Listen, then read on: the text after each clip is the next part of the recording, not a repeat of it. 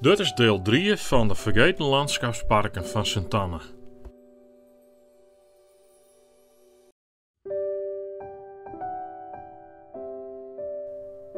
Aan het plantsoen achter het voormalig gemeentehuis van het Bilt bleek een uitzonderlijk rieke, maar vrijwel volledig vergeten geschiedenis verbonden te wezen. De historie is nooit eerder in kaart gebracht en ik neem je met waarom in de tijd. In deel 1 heb ik het over het plantsoen uit 1937 gehad en in deel 2 over de landschapstuin van Villa Wassenaar uit 1873. In deze derde aflevering gaan wij weerom naar het imposante landgoed Oostenburg wat in 1842 opleverd was. En dat 2 hectare groot landschapspark dat lag op dit plak.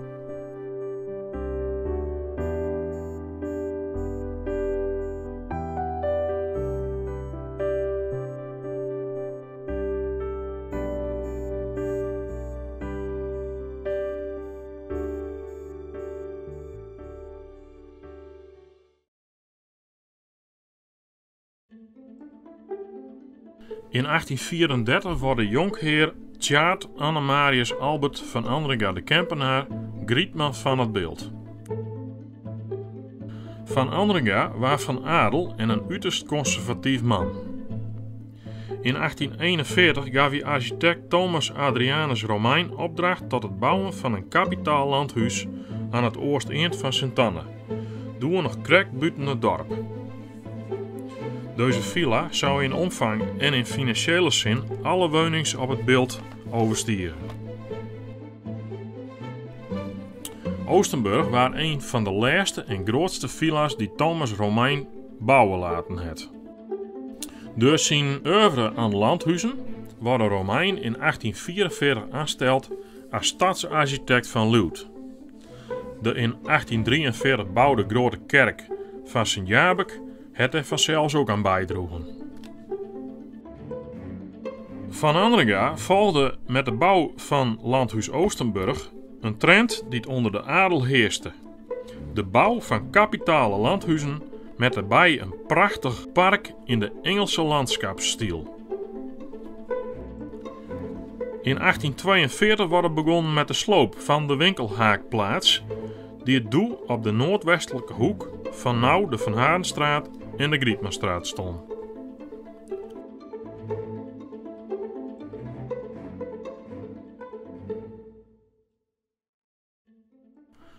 Op het landgoed worden ook een koetshuis, stalhuis en orangerie, een kas gebouwd.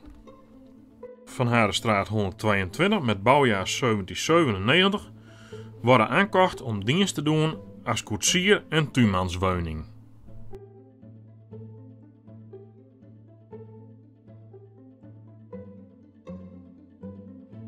Om de villa liet de jonkheer een 2 hectare groot Engels landschapspark aanleggen door naar alle waarschijnlijkheid Lambertus Vlaskamp. Lambertus is de huid van de bekende 19e eeuwse tuinarchitect Gerrit Lambertus Vlaskamp. Binnen een rijk beplant landschappelijke tuin wordt een deel van landgoed Oostenburg inricht als plantagie, ofwel fruithof en akkers. In het voorjaar van 1843 worden villa en park aan de Grietmans huishouding opleverd. Oostenburg worden in de volksmond uitsluitend het slot genoemd. Van de 9 kinders worden 4 van Andringa's op het slot geboren.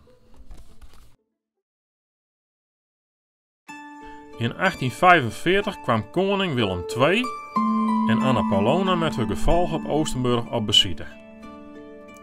In 1852 kwam ook koning Willem III op bezitte. Hierover melden de memoires van de wede van Tjaart van Andringa het volgende. De geest in Sint-Anne-parochie was destijds niet bijzonder oranje gezind. Er worden daarom extra veldwachters oproepen om te waken bij de erepoorten. Maar de koetsier van Oostenburg, Klaas Tekes Halma, was daarentegen weer tot zijn laatste ademsnik bijzonder trots dat hij Willem III naar en van het gemeentehuis, nou Van Harenstraat 3, rijden mocht.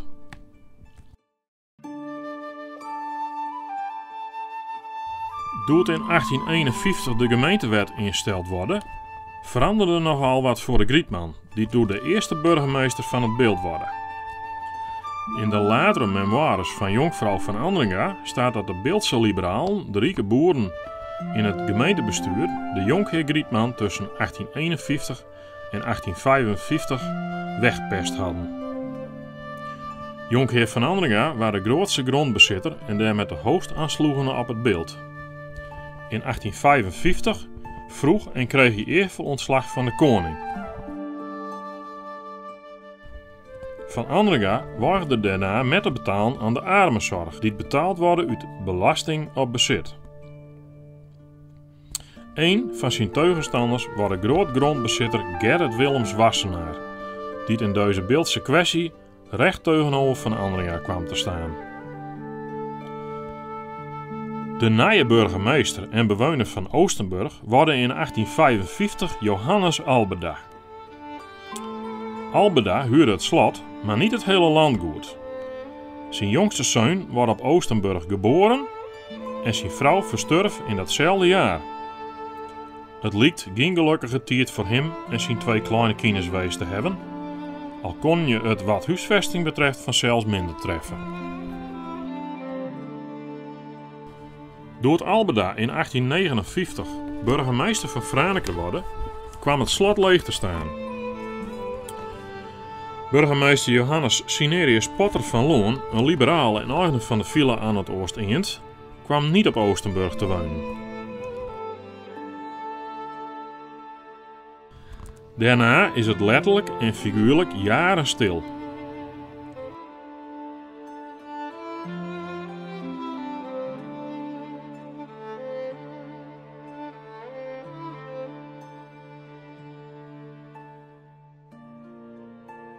In 1864 verschijnt in de Luwte Krant een eerste advertentie waarin het slot uitsluitend finaal op afbraak aanboden worden.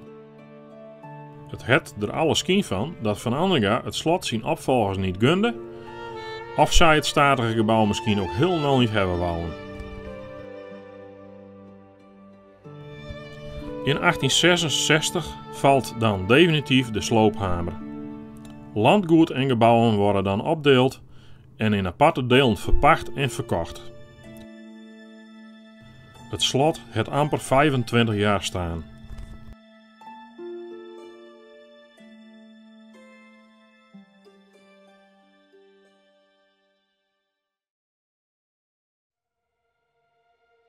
Van 1865 aan worden er geprobeerd om in Sint-Anne christelijk onderwijs op te richten. Aan doel waren er alleen openbare scholen van de gemeente.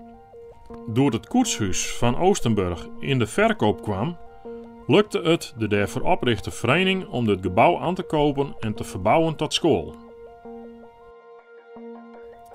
Deze legere school het aan 2024 altijd de naam Slotschool droegen, 157 jaar lang.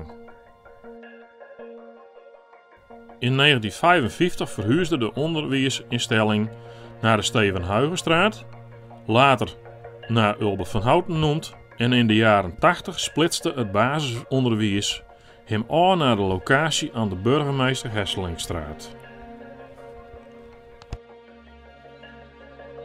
In 1987 worden door al het cupeerders dacht dat het plantsoen uit 1937 een restant wezen moest van de tuin van Oostenburg.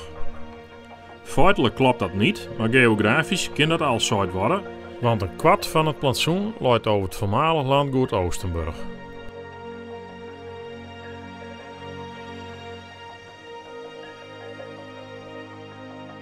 Over Oostenburg en de 3 landschapsparken valt een prot meer te vertellen en dat komt ook zeker nog een keer aan bod. Ik heb nou eerst de belangrijkste informatie over de 3 landschapsparken op deze locatie beschreven, waar die van 1937 de meest unieke van is. Dat is omdat er meerdere Vlaskamparken bewaard bleven binnen, maar van Pannenkoek en Skipper, autoriteiten in het vakgebied, is er maar 1. En dat maakt dat park uniek. Of beter zijn de locatie, want de gemeente wijzigde in 2008 zonder historische kennis en zonder het wettelijk verplicht historisch onderzoek uitvoeren te laten het ontwerp van Pannekoek en Schipper. Een grote historische flater.